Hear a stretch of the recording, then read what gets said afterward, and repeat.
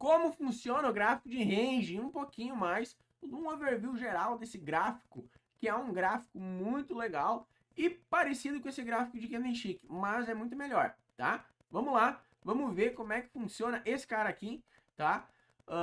Esse cara aqui não é o gráfico de range, tá? Meu querido aluno, minha querida aluna. O gráfico de range, ele é horas parecido com o gráfico de Candlestick, porém com a peculiaridade do gráfico de range, de Renko e pontos, tá? Ele é um gráfico atemporal. Eu vou colocar agora aqui para o dólar, eu vou colocar o 8N, tá? O gráfico que eu gosto de operar no dólar é o 8N, que é um gráfico um pouquinho mais curto.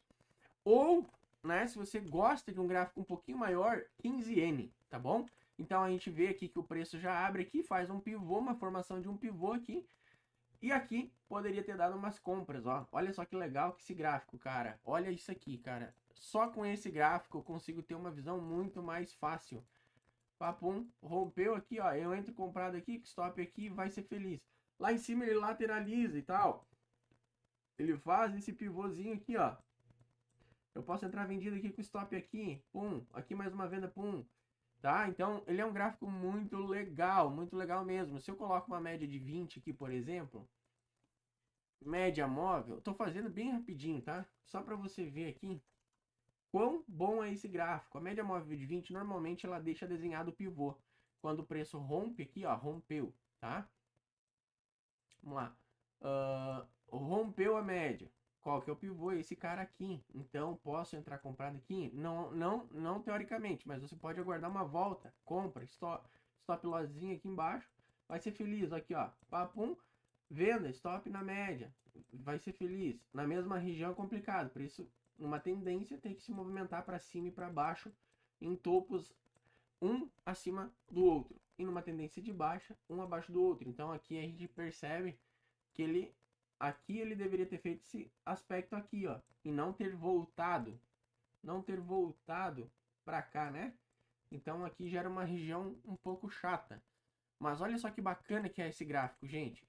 É sensacional, é um gráfico atemporal, aonde que qual que é a diferença dele, né? Rapidinho, tá? Basicamente lá nos cursos gratuitos, né? E nos cursos preparatórios. Você fez os cursos preparatórios? Fez? Então tá bem. Mas basicamente lá nos gráficos atemporais eu explico um pouco mais sobre a peculiaridade de cada tipo de gráfico. Tá? Um dos cursos lá, daqueles 6 da aula de pré-requisitos, eu explico um pouquinho sobre gráfico atemporal. Tá? Então, a diferença do gráfico de Renko e de pontos, né, pro de range é essa aqui. O gráfico de range, ele é um gráfico atemporal, da mesma forma de base de cálculo, né? É em ticks, ok? É em ticks. Então, o que é tique? Eu te explico lá. Se você pulou a aula, volta e assiste, tá? Ou seja, quando eu coloco 15, eu digo que é 15 ticks do gráfico de range, né? Então, o tique do dólar é meio ponto, então 15 dá 7 pontos cada uma dessas barrinhas aqui, tá? Então, como que ele calcula? O gráfico de range ele calcula diferente. O gráfico de Renko e de pontos ele calcula o fechamento. Se tiver pavio aqui ou pavio aqui, né? Lá no gráfico de Renko ele não vai calcular os pavis junto, tá? Então ele só considera a abertura e o fechamento, ou o fechamento e a abertura, enfim, né? Se é um box de alta, abertura, fechamento, box de baixa, abertura e fechamento, tá? Então ele calcula o corpo, o gráfico de Renko e o gráfico de pontos. O gráfico de range não, ele sempre vai ter o mesmo tamanho, indiferente se a sombra está em cima ou embaixo, enfim, ele sempre vai ter o mesmo tamanho. Quer ver só? Quer ver só? No caso de 15 range é o que eu acabei de falar. Deixa eu pegar a ferramenta aqui de desenho e vamos botar aqui. Quer ver só? Do início ao fim de cada vela, tá bom? De cada uma dessas velas, chame como quiser, tá bom? Do início ao fim. Você vai ver que o Cris aqui tá falando a verdade. Ó. Então nós temos esse box vermelhinho aqui, tá? Olha agora esse outro box vermelhinho.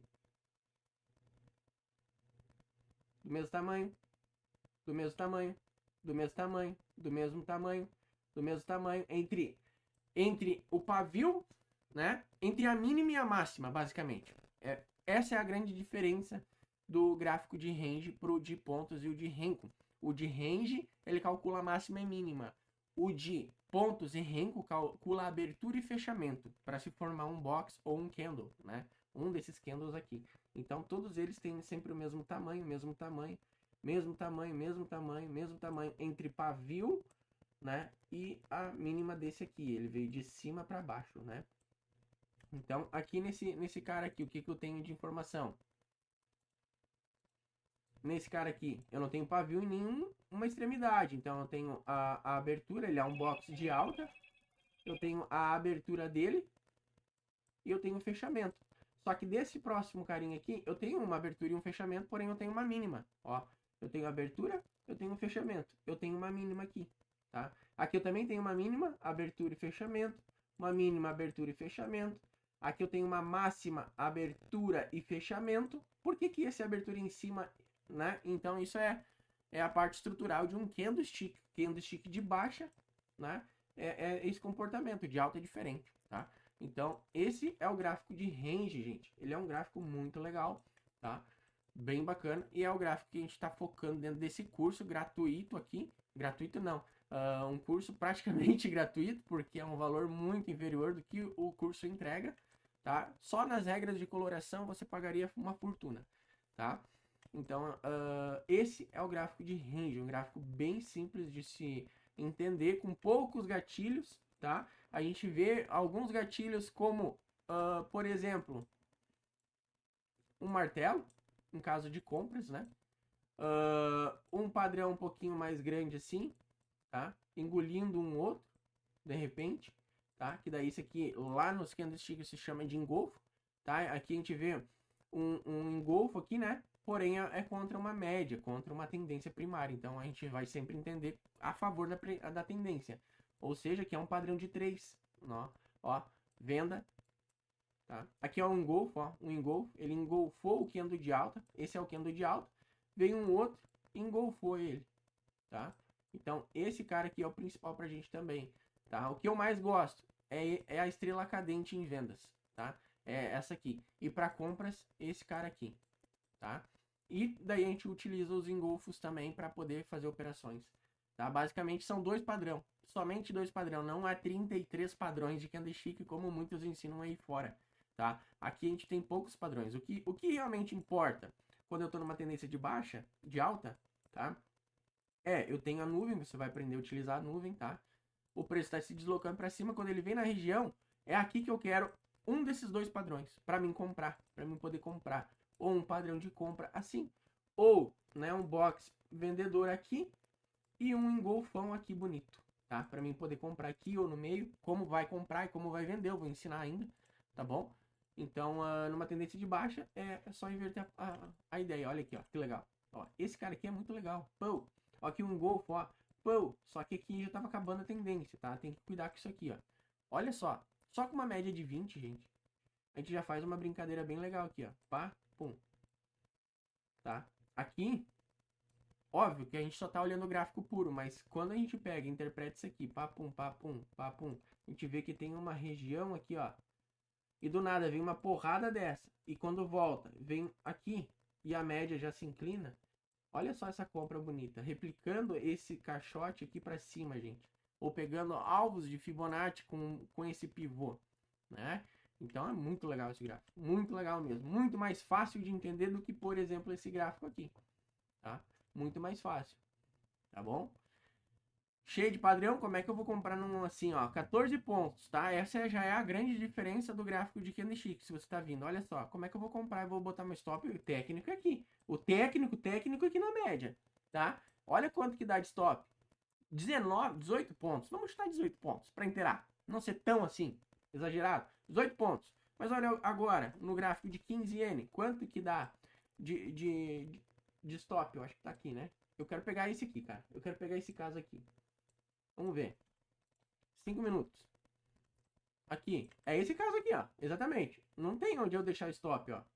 Tá? Agora no gráfico de 15N, olha onde é que tá meu stop. Tá em 8 pontos, tá? É mais da metade, menos, tá? Então, se eu boto no 8N, vamos ver. Olha só, 8N, lindo, lindo demais. Olha só isso aqui.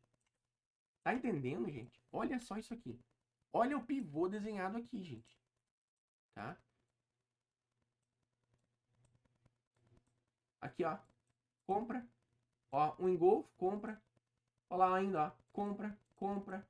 Gente, esse gráfico, para quem gosta de fazer operações rapidinhas, curtas, tá? Não, eu só não indico um operacional menos de 1 para 1. 1 para 1 é o quê? É o T, por exemplo, é dólar. Eu tenho 4 pontos stop e pegar 2 pontos de gain. Não funciona, gente. Isso aí não funciona, tá? Então, seguinte. Aqui seria o pivô, dessa extremidade até essa. Essa não seria a operação, tá? O que seria a operação seria talvez esse pullback aqui, tá? Aqui, aqui, tá? Aqui, aqui. Só que quanto mais para cima, depois do pivô, já era, tá? Os alvos de Fibonacci já foram atingidos aqui para cima. Ali para cima é região de divergência, tá? Então, cara, eu comprei bem aqui, comprei bem aqui. Entrei ainda aqui, por que eu vou continuar entrando lá? Lá em cima já é para zerar a posição, gente, tá? O mercado ele é feito de fases, tá? Isso eu quero explicar para vocês muito na aula de lógica operacional.